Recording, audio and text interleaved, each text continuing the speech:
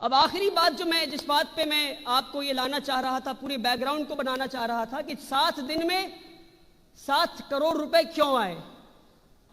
میں پہلے دن صبح اٹھا 1 کروڑ، اگلے دن صبح اٹھا 2 کروڑ اکاؤنٹ میں، تیسرے دن صبح اٹھا 3 کروڑ، چوتھے دن، 5ویں دن، چھٹے دن، 7 دن۔ تو میں مسلسل ایک شکر کے حال میں تھا، کیونکہ مجھے یقین نہیں ہو رہا تھا کہ لوگوں کے 100 روپے سے ہر دن آپ کے اکاؤنٹ میں 1 کروڑ روپے آ سکتے ہیں۔ مگر میں خود سے یہ پوچھ رہا تھا کہ یا اللہ یہ کیوں، یا اللہ یہ کیوں، یا اللہ یہ کیوں۔ اور آخر کئی دنوں تک محاسبہ کرنے کے بعد میں اس کنکلوژن پہ آیا کہ 3 ریزنز ایسے ہیں جو میں چاہتا ہوں کہ آج آپ یہ 3 ریزنز لے کر گھر واپس لوٹیں انشاءاللہ، جس کی وجہ سے میں یہ کہتا ہوں کہ 7 دن میں اللہ کی اس قدر غیبی مدد آئی، اس قدر غیبی مدد آئی۔ وہ 3 چیزیں کیا ہے؟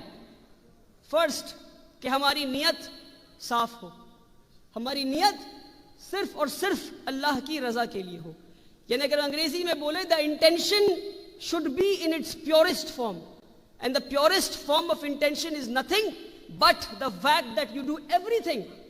آپ سانس بھی لیں تو اللہ کی رضا کے لیے، یعنی اگر آپ یہاں بیٹھے ہیں تو آپ اگر ابھی یہ نیت کر لیں کہ میں یہاں بیٹھا ہوں صرف اور صرف اللہ کی رضا کے لیے، تو اللہ کی غیبی مدد آئے گی انشاءاللہ۔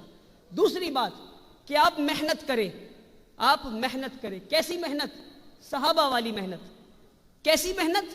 کہ فجر میں اٹھے تو کام اور کام اور کام اور کام اور کام اور کام، یعنی عشاء تک کام، پھر فجر میں اٹھے اور کام اور کام اور کام، اور پھر عشاء تک کام، اور پھر سوئے تو اگلے دن اٹھے۔ اگر آپ ہر دن اس قدر محنت کریں گے، اور میں کہتا ہوں زندگی کا اصول یہ ہونا چاہیے کہ زمین پہ کام، اور میرے ساتھ آپ دہرائیں، زمین پہ کام، ایسے نہیں چلے گا، زور سے کہیں، زمین پہ کام اور قبر میں آرام انشاءاللہ۔ یہ زمین آرام کے لیے نہیں ہے، ہم آرام کریں گے انشاءاللہ، مگر آرام کی جگہ قبر ہے انشاءاللہ۔ اگر ہم اس قدر کام کریں گے اور کریں گے اور کریں گے تو اللہ کی غیبی مدد آئے گی انشاءاللہ۔ اور تیسری اور آخری چیز، نیت، محنت، اور تیسری اور آخری چیز میں کہتا ہوں وہ ہے قربانی۔ اس کے بنا کوئی بھی کام، کوئی بھی انسان، کوئی بھی ادارہ، کوئی بھی مشن، کوئی بھی کاز بڑا نہیں ہو سکتا۔ You cannot reach the pinnacle of greatness اگر آپ قربانی دینے کے لیے تیار نہیں ہیں۔ اور اللہ سبحانہ و تعالیٰ آپ کو زندگی میں کئی سارے موقع دیں گے جہاں آپ قربانی دے سکتے ہیں، اور ہم سمجھیں کہ آج اس وقت میں ہم کس چیز کی قربانی دے سکتے ہیں، کن کن چیزوں کی قربانی دے سکتے ہیں۔ تو آپ مال کی قربانی، جان کی قربانی، اور ایسے کئی ساری چیزوں کی قربانی دے سکتے ہیں۔ اگر ہم دینے کے لیے تیار ہیں تو پھر حق ہے ہمیں کہ اپنے قوم کے لیے اچھے مستقبل کا خواب دیکھیں۔ اگر قربانی دینے کے لیے تیار نہیں تو پھر وہ خواب دیکھنے کا بھی حق ہمیں نہیں ہے۔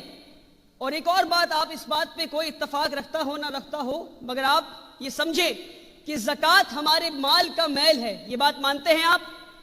ہم مانتے ہیں اس بات کو کہ زکوٰۃ ہمارے مال کا میل ہے، اور ہم اسی میل پہ قوم کے مستقبل کو بنانا چاہتے ہیں۔ یہ افسوس کی بات ہے۔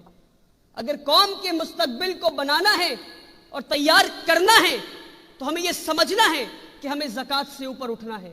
زکوٰۃ اس لیے نہیں آیا تھا کہ ہم ادارے کھڑے کر دیں، کہ ہم قوم کے مستقبل کو بدل دیں۔ زکوٰۃ اس لیے آیا تھا، یہ نظام کو اس لیے لایا گیا ہے کہ کوئی انسان ننگا نہ رہے، کوئی انسان بھوکا نہ رہے، کوئی انسان گھر کے، کوئی انسان ایسا نہ ہو کہ جس کے سر پہ چھت نہ ہو۔ مگر ہم نے یہ سمجھا کہ ہم زکوٰۃ کے مال سے قوم کے مستقبل کو بنا دیں گے۔